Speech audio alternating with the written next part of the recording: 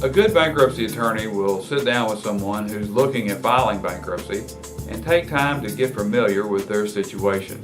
Then they will go over with you the two types of bankruptcies individuals can file and what each of the two chapters of bankruptcy can do for you. This allows you to make an informed decision about what is right for you. The purpose of this video is to explain what type of questions we will generally ask someone when we sit down with them and why we ask what we do. Hopefully this will take some of the mystery out of the process and give you a better understanding of how bankruptcy works in general. When we sit down with you, after we get the general information from you, like your name and address, we will start to ask you questions in three major areas. The first set of questions is to identify what assets you own. We will ask you questions like whether you own any real estate and what automobiles you have. We will ask about items of personal property you have and about things like bank accounts. The reason that we ask about all of this is we are trying to determine if all of the property that you own falls within what are called exemptions. Exemptions are property that you are allowed to keep even though you file bankruptcy. For most people, this is not a problem. The law allows you several thousands of dollars of exemptions in many different categories like a homestead and automobiles. The vast majority of people easily fall within these exemptions.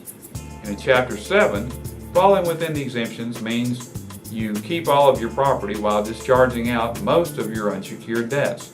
In Chapter 13, it means that you are only required to pay your unsecured creditors back whatever your income and expenses show that you can afford. The next area we will ask about are the type of debts you have. Bankruptcy law defines your debts into three general categories: priority debts, secured debts, and unsecured debts. Priority debts are generally non-dischargeable debts like child or spousal support, or certain taxes like income taxes less than 3 years old. Secured debts are those debts where a security agreement makes certain property collateral for the loan. Typical examples of secured debts are home mortgages and automobile loans. Unsecured debts are things like credit cards and medical bills. It is important for us to determine what type of debts you have so that we can explain the advantages you would get from filing either Chapter 7 or Chapter 13. For example, if you have secured debts that are behind on the payments, like your home or your car, a Chapter 13 would propose a plan to help you catch up the back payments while also paying the overall loan under more friendly terms. Anyone who wants more information on how the type of debts you have may determine which chapter is better for you should read the section that we have here on the website called Chapter 7 verses 13, which is right for you. In that section, we discuss the two types of bankruptcy and go over a list of different circumstances that tend to favor one chapter over the other. The third area of questions we will ask about is your income and expenses. As to income, it is important to determine what you have made during the 6 months prior to filing. This is the time period the law requires us to look at. First, we look to see if you are above or below the median income for Arkansas. If you are below, you are fine. If you are above, it just means you will have to take what's called a means test. The means test looks at both your income and expenses. For the vast majority of people, passing the means test is not a problem. Even if you don't pass the means test, it does not mean you cannot file bankruptcy at all. It just means you cannot file Chapter 7.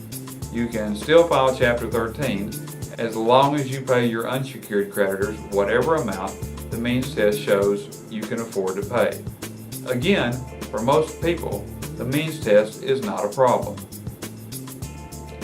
Income is also important in a Chapter 13 to determine how much you pay back your unsecured creditors.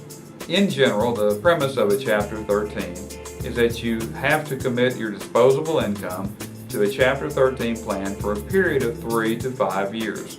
Your disposable income is determined by subtracting your reasonable living expenses from your take-home income. This guarantees that if you file a Chapter 13, whatever payment you have should be affordable because it's based on your actual income and expenses. Depending on what you can afford, Your unsecured creditors may receive nothing or only a small percentage of what is owed to them. So these are the areas that we ask questions about. Hopefully, by listening to this video, people have a better understanding of why we ask what we do and how the bankruptcy process works overall. I suggest people read the information we have on this website, and if anyone has any questions, they should feel free to call or email us.